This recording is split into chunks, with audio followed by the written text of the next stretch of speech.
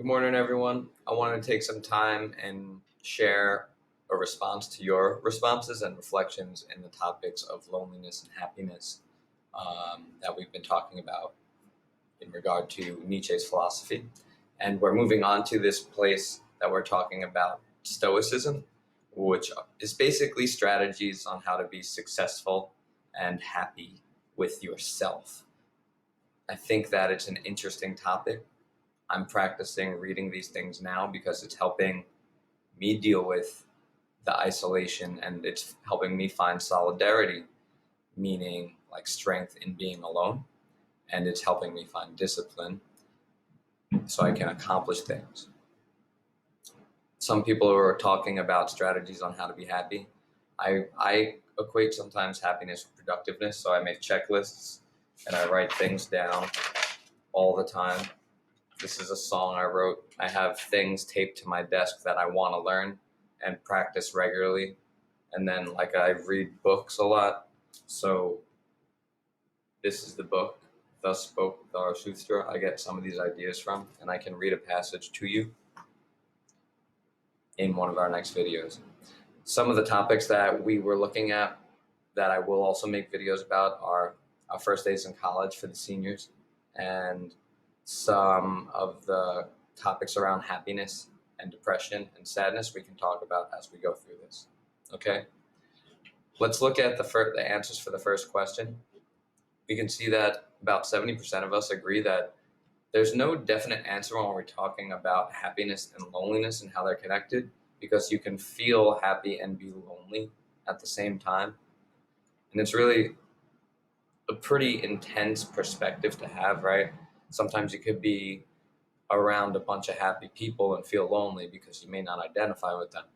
Sometimes you could be lonely, alone, and not feel happy. That happens, and it's okay when that is, you know?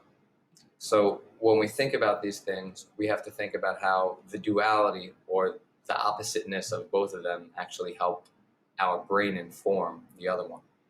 And our experiences with intense emotional responses help us create kind of calluses or even a scale for our brain to think about how intense things are. So that's what the next topic, Stoicism, is talking about. It's talking about when you have new things happen to you, you can be like, oh, well, this is how it actually affects the reality, and this is my emotional response. So let me deal with my emotional response and then end it so I can move on and take a lesson from it.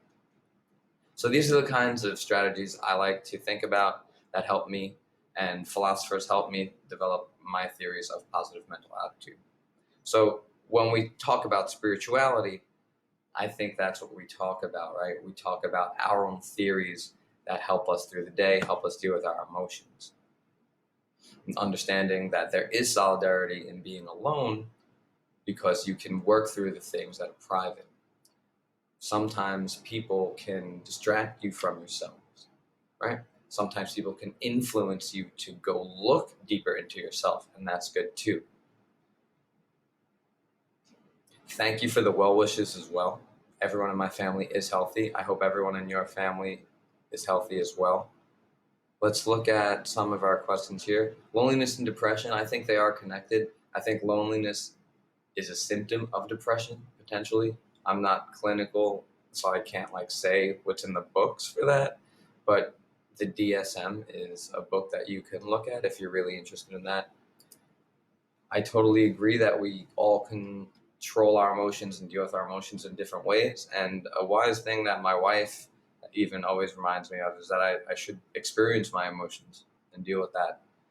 Another thing that I always like to think about too, in relate to Stoicism and moving forward, it's like you can feel your emotions, you try and have that experience, and you go through it, you take something, and you move on so you can be stronger from it.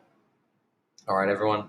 Thank you for your lessons. I don't know if I'm going to touch on some music history, but I'll give you some maybe as an enrichment activity, okay? And I will definitely, if you're in Hella next year and you want to take my class again and you apply for it, you totally will be able to, okay? Much love. Be safe. Take care.